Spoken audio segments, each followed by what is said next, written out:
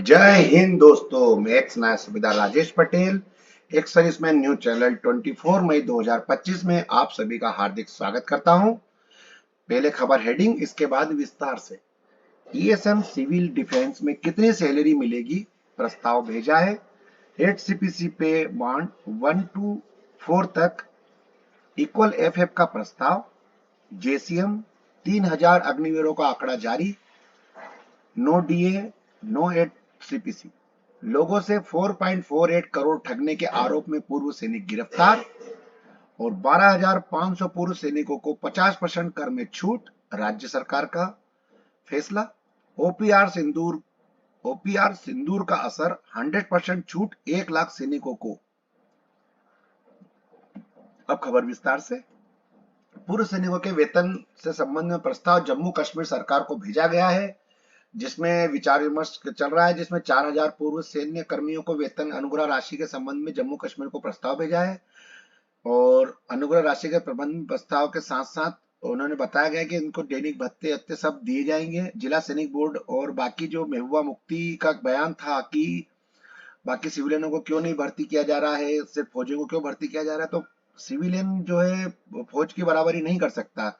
फौजी जो है वेल ट्रेंड सोल्जर है, तो वो क्या है कि वहां पे सिक्योरिटी संबंधित जो भी परेशानी है उन सबको झेल सकता है और उन सब में कार्रवाई कर सकता है। लेकिन सिविलियन इतनी जल्दी उस चीज को नहीं कर सकता, उनको ट्रेन करना पड़ेगा, उसमें पैसा लगेगा। इसलिए जो पूर्व सैनिकों का फौजियों का फैसला लिया गया है।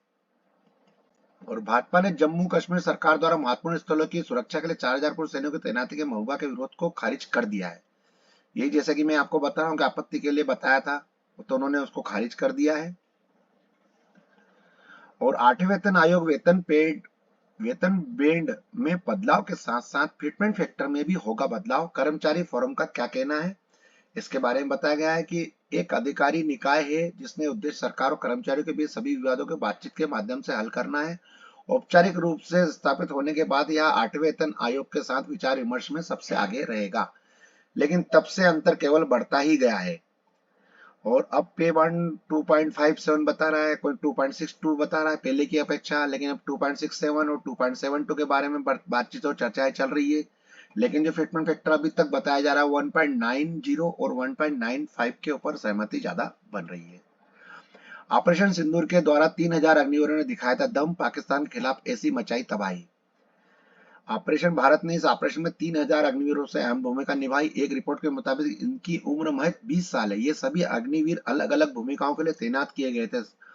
भारत के ऑपरेशन सिंदूर के दौरान पाकिस्तान सेना ने मोर्चा खोल दिया था। उसने कई भारतीय शहरों पर ड्रोन और मिसाइल से हमले की कोशिश की। इस दौरान अग्निवीरों ने हमलों को नाकाम करने में अहम भूमिका अदा की। अग्निवीरों की काफी मुश्किल ट्रेनिंग होती है, उनके अपनी ट्रेनिंग का युद्ध जैसे हालात में रहकर सही इस्तेमाल किया। भारतीय वायुसेना की कई इकाइयों में अग्निवीर तैनात थे और अग्निवीर ने बढ़ाई पाकिस्तान की दिक्कतें। नेक्स्ट खबर। उच्च रिटर्न का वादा कर निवेशकों से 4.48 करोड़ रुपए ठगने के आरोप में पूर्व सैनिक गिरफ्तार हो गया है।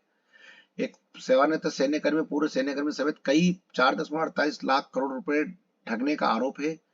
इनका नाम है बिहार के हैदराबाद के अलवल का निवासी और बिहार का मूल निवासी जितेंद्र कुमार चौबे है, जो कि 21 मई को नई दिल्ली से हिरासत में लिया गया है। यह मामला बोलाराम निवासी चंद्रावती देवी की शिकायत के बाद प्रकाश में आया, जिन्होंने बताया कि उन्हें चौबे के उच्च मासिक रिटर्न के वादों को लालच में लेकर 2 लाख रुपए जमा किए थे। जांच में पता चला कि कई अन्य पूर्व सैनिकों और नागरिकों को भी इसी तरह से धोखा दिया गया है। और चौबे जी सिकंदराबाद के तिरुमलगिरी में मिलिट्री कॉलेज के इलेक्ट्रिशियन के रूप में काम करते थे। 2018 में सेवानिवृत्त हुए और हैदराबाद में बस गए। सेवानिवृत्ति के बाद उन्होंने 3 फर्म स्थापित की, जेके एंटरप्राइजेस, सौम्या श्री अस्पताल और कार्तिक लॉजिस्टिक्स, सभी अलवर में स्थित है। वेद व्यवसाय चलाने का दावा करते हुए चौबे ने परिचित को स्थानीय पर समुदाय लोगों को जमा करके 5% मासिक रिटर्न का लालच देकर अपने उपक्रम का निवेश करने के लिए राजी किया एवं पूर्व सैनिकों के रूप में उस पर रखे भरोसे और निवेशों को 4.48 करोड़ अधिक ये किए। हालांकि ये सब चीज गलत है। बस दोस्तों, मेरे पास आज न्यूज यहीं तक थी। आपका दिन शुभ रहे। जय हिंद।